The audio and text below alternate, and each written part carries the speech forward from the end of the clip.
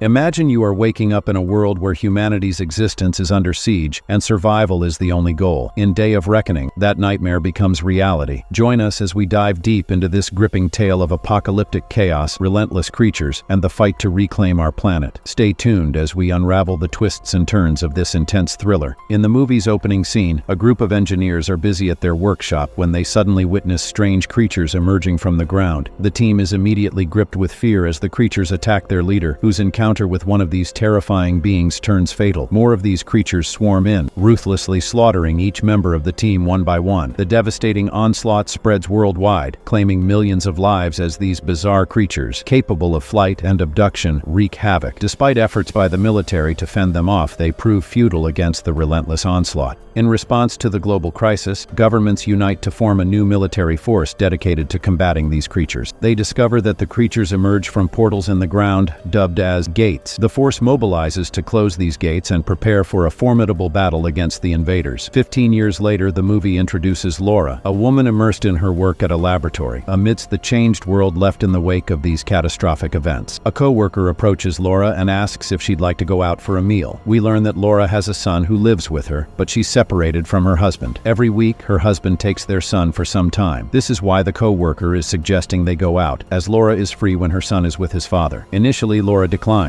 but then she agrees to go out. Meanwhile, Laura's son is at his college, talking to a worried friend. The friend mentions that there is a solar eclipse tomorrow, and recalls that the last time the creatures attacked, it was during a similar event. Laura's son reassures his friend, saying that there have been many earthquakes over the past 15 years, and there's no reason to be afraid. After this conversation, Laura's son heads home where his father has arrived to pick him up, as he does every week. Laura's husband, David, comes to pick up their son, but they end up arguing while talking to each other. They used to fight repeatedly, which was the reason for their separation. After that, attention shifts to the gate that had been closed due to the arrival of those creatures 15 years ago. The army stationed there felt something strange happening at that place. They had received intelligence indicating that the creatures were going to return. Everyone was scared upon hearing this news. David's uncle then calls him and tells him that he needs to take his family to a safe location before the eclipse tomorrow. David's son also sees a news report on TV, which talks about fish dying mysteriously in the sea. The government suggests that this might be a sign that the creatures are going to re-enter our world. After hearing the alarming news, Laura calls David in a panic, insisting on speaking to their son. David reassures her that their son is safe with him, but Laura refuses to believe him. Later, when David goes to check on their son in his room, he discovers that he's not there. Laura overhears this on the phone and becomes even more worried. Meanwhile, Laura encounters her former colleague, who suggests they seek refuge in a shelter where they'll have everything they need. They decide to go there because their house is in danger of being attacked by the creatures. Laura confides in him about her missing son, prompting them to trace his phone. They manage to locate his whereabouts. Laura's son had gone to meet his friend, where they witnessed birds frantically flying in the sky, causing panic among everyone. Sensing the impending danger of the creature's return, Laura's son and his friend fled from the scene. David arrives at the location to pick up his son, while Laura also arrives with her colleague. Together, they decide to leave in a car. Laura informs them that her friend is taking them to Topanga Shelter Home, but David insists they should go to the location his uncle mentioned.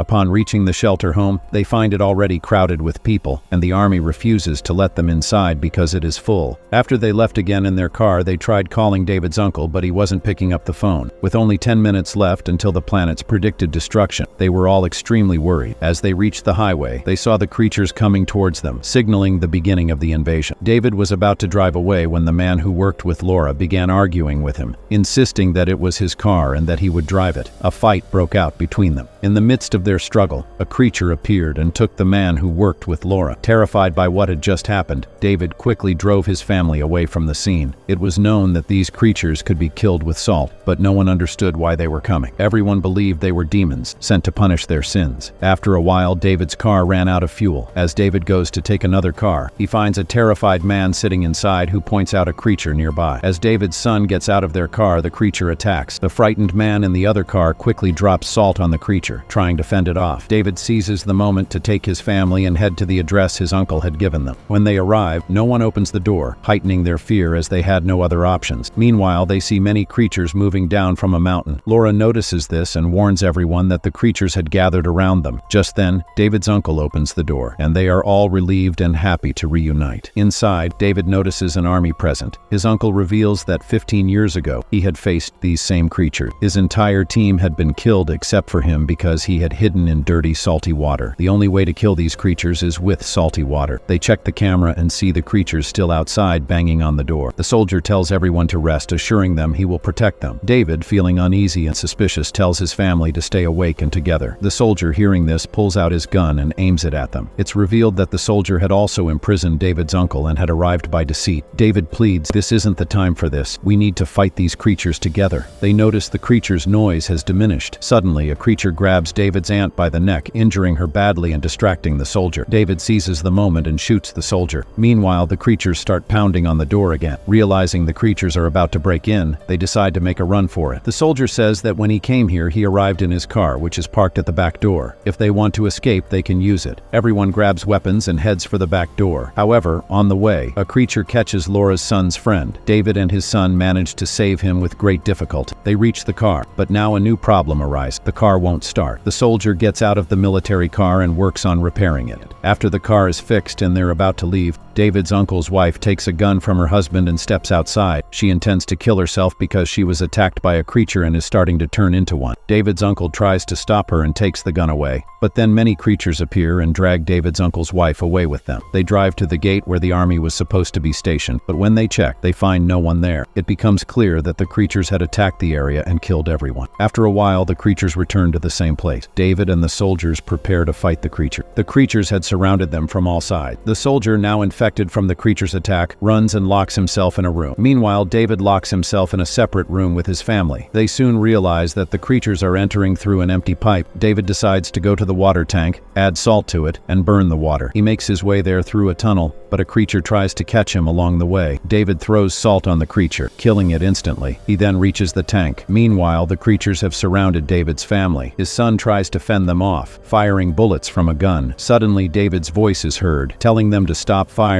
and to target the pipe wall instead. David's uncle instructs his son to take care of his mother and friend, while he goes to open the valve himself. However, many creatures attack him. With a hammer in hand, David's uncle bravely fights off the creatures and courageously turns the valve. The salty water flows through the pipe, killing all the creatures by burning them. As the eclipse nears its end, the surviving creatures begin to retreat through the gate. While Laura's son is leaving with his mother and friend, the soldier, who is still alive, declares that the world will now be ruled by creatures and aims to shoot Laura. David intervenes and attacks the soldier from behind. At that moment, a large and dangerous creature appears, attacking and devouring the soldier alive. David seizes the opportunity to escape with his family. David then creates a gas from some chemicals in a room, which will have the same effect on the creatures as salt. When the large creature follows them into the room, David releases the gas, killing the creature. With the immediate threat neutralized, David and his family are saved. They emerge from their hiding place to a world devastated by the creatures. Despite the destruction, humanity remains resolute and ready to confront the ongoing threat. The movie ends on this note of determination and survival.